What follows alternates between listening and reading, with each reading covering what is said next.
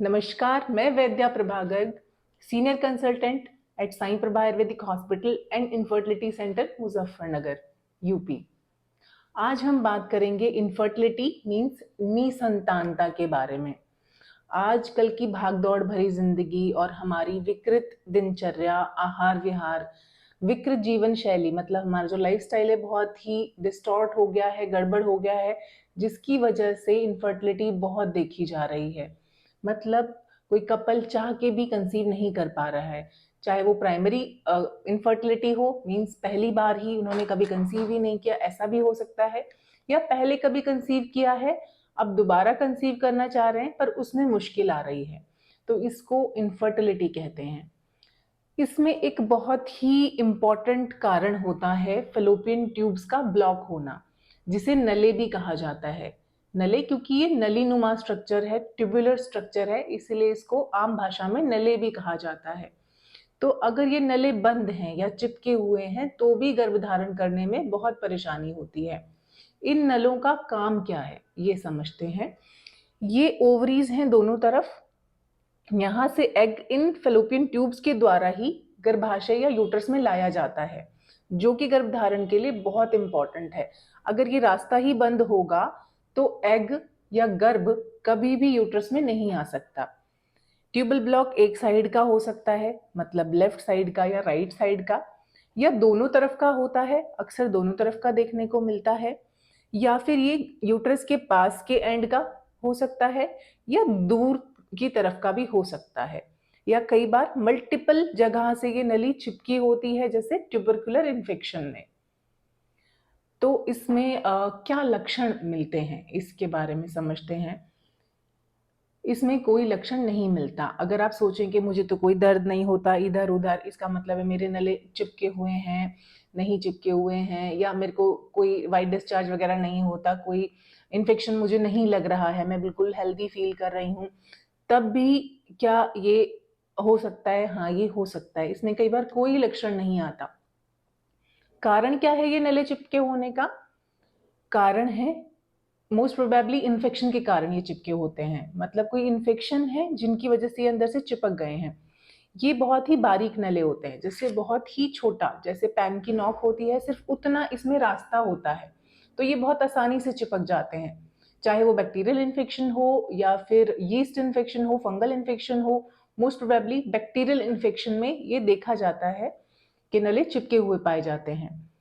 इसके अलावा कोई डिब्रिस या कचरा उधर चले गया है, या कोई इन्फ्लामेशन है, सूजन है नलों में, जिसे सैल्पिंजाइटिस कहते हैं, या बाहरी कोई स्ट्रक्चर नलों पे दबाव डाल रही है जिसकी वजह से वो रास्ते में रुकावट आ गई है, तो ये सभी कारण हो सकते हैं नले के बंद होने के।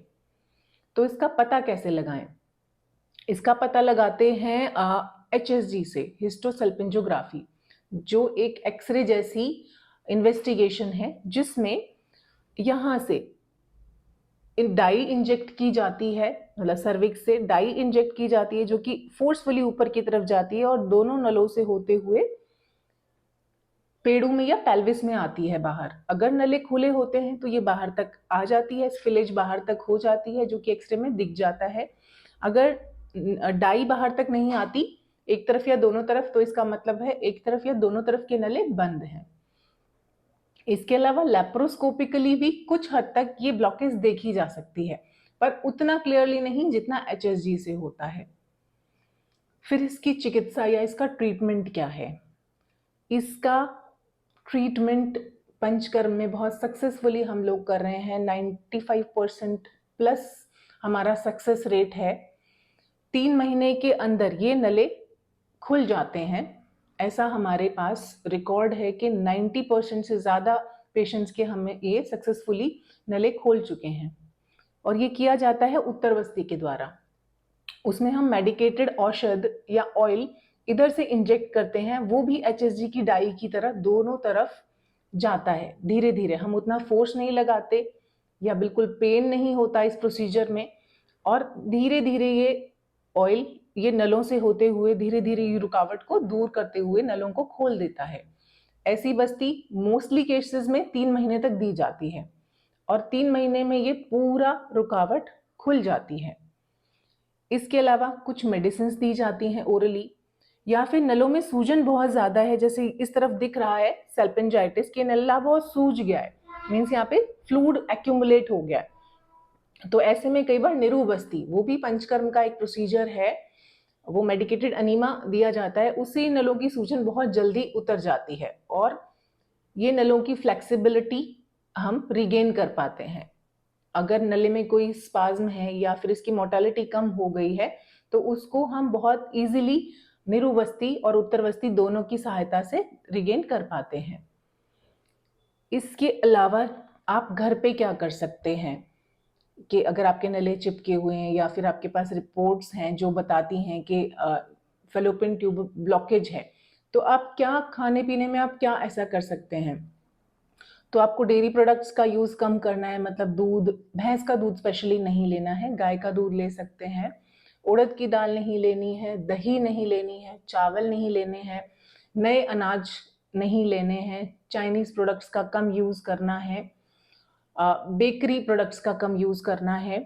इसके अलावा विहार में, दिनचर्या में आपको अपनी दिनचर्या को इम्प्रूव करना होगा, टाइम से सोना, टाइम से उठना, और उसमें भी सबसे इम्पोर्टेंट दिवा स्वप्न, मतलब दिन में नहीं सोना है, जो कि शरीर में बहुत ज़्यादा क्लेद, चिपचिपापन या आम बढ़ाता है, जो कि यहाँ की सूजन और चिपचिपाहट को बढ़ा देगा, वो बिल्कुल नहीं करना है। अगर आपको भी इस तरह की कोई समस्या है तो आप दिए हुए नंबर पे हमें कांटेक्ट कर सकते हैं या आप ऑनलाइन हमें कंसल्ट कर सकते हैं, और अगर आप नियर बाय रहते हैं तो आप आके ओपीडी में विजिट भी कर सकते हैं। Thank you so much, thanks for watching.